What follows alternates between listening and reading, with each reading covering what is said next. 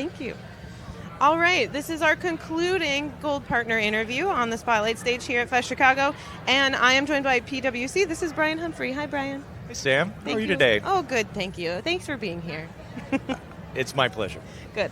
So we're going to talk about data breaches and how to manage them wisely, a somber but very important topic. Indeed. So just to kick things off, what is the first thing a company should do if they discover their data may have been exposed to bad actors, and how do they prepare for that in advance so they're not catching up in a crisis? Yeah, great question. I guess just to first set the stage, the incidents of data breaches continue to rise, and that we don't see that going away anytime soon. And in the early days, it was more the certain industries and certain sizes of companies that were targets or under scrutiny, and really no one is safe. So one of my colleagues says everyone's money is green and everyone's systems can be compromised. So really, what do we see our clients doing in preparation for these sorts of events? We help them through what we call tabletop type of preparation exercises, and the reason for that is when these events do happen, you don't want it to be the first time you're thinking through who should be at the table, what roles they should be taking on, and so forth. So we really come up with, we'll call it tailored plans to where is they at from a geography perspective, systems that they have in play, who should be represented, IT, legal, compliance, et cetera, and who are those individuals. So once again, it's a readiness exercise, so there isn't a sense of panic when those do happen. So then the question is, okay, so when the event does come in, what does that look and feel like? And obviously you're hopefully following that playbook that you put in place. And like I said, legal is a big role in that because of the the establishment of privilege that you want to have over some of those early decisions that are going to be needed, and really to triage the situation of what you have on your hand, and really does it elevate to a certain size, scope of matter that would require you to bring in external counsel or consultants, like PwC, to help you navigate those. So those are the sorts of events that we help them think through, so they're ready for when these events do arise.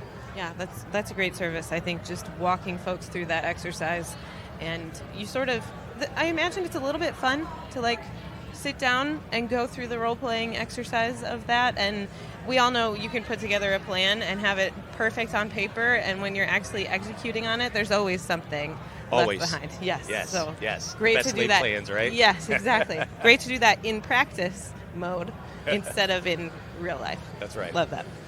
So what does a typical data breach response workflow look like? And how would you consider it similar or different to other data investigation exercises that folks here at FEST might be familiar with? Yeah, sure. Great question. And kind of how we look at it when we're helping our clients through these data breach responses is 3 steps. So let me kind of go through those with you. The first is really after the data has been identified as the set that's been exfiltrated from that company, the exercise then is to understand where may be PII or PHI within that data set. And so you think of the traditional e-discovery tool set, you think of, well, let's run search terms, let's run regular expressions, and the challenge with that is the amount of false positives that typically return. So think of social security numbers, 9 digits. There's going to be a lot of other data points in your call it universe that's going to have that. There aren't social security numbers. So really, when we start to think about how do we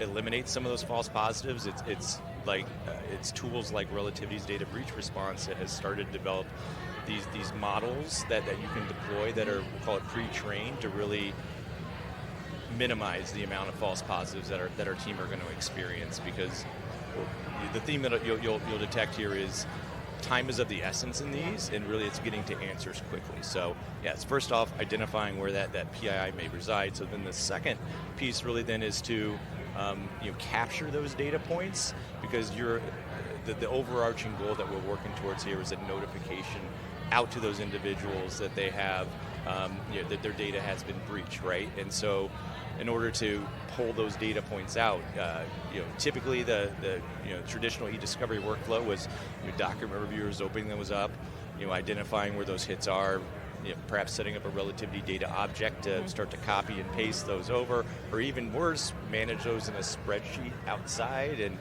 you know how that enters into it's timely, prone to manual error issues. So the relativity data breach response has some, we'll call it accelerators as it relates to learnings around you point more so highlighting and having that transposed over. So it kind of removes some of the manual effort, and it is learning as you're doing that as well to help automate that. And once again, from a time and efficiency perspective, as well as we'll call it a security, because you're not copying data out during that active process and keeping everything, because it's sensitive data, right? Yeah. So that makes a ton of sense. And then last but not least, so it's then after you have all these data points, you have to then we'll call it consolidate that information into one list, if you will, of individuals to notify, because though they could appear multiple times with multiple iterations and different addresses or data points, so there's a folding or a collapsing of that data in order to report up. And so that's another piece of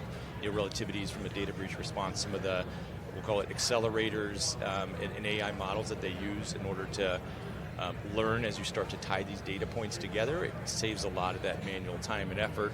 And once again, some of that work that we had been doing historically was done outside of relativity. It was done spreadsheets, relational databases and beyond. And once again, it's the time, the moving of data inside and outside of systems, and it's all about speed of results in these things.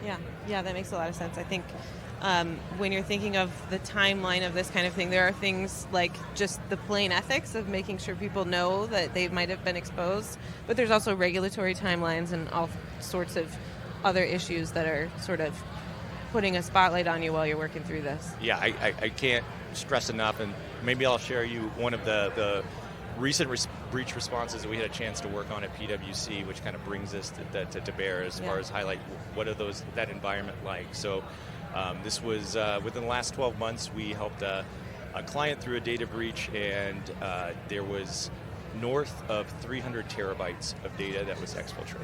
And so when you get into that volume of data, the individual entries or data points of PII and PHI, there was north of 1 billion of those within that data set. Wow. And so, yes, you are dealing with timelines to report, right? Obligations, and this was a regulated industry and a client as well. So that was one of the reasons actually PwC got involved, because the first teams that they brought in weren't able to get to those speed of results. But even when you work on projects of that size and scope, it can break even traditional workflows like I told you. So it really is thinking outside the box about what other tools you can bring to bear, and some of the technologies that our team leverage are some of the hyperscaling cloud platforms to really stage that data and use some of that the capabilities to triage and say, all right, this data looks and feels similar, let's put this through a workflow. This data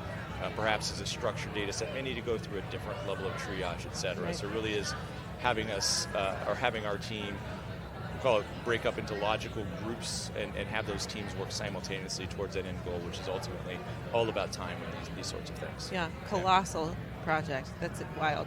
I'm sure there's a lot that your team learns from every one of these exercises, just like your clients learning from each go at it, practice or real life.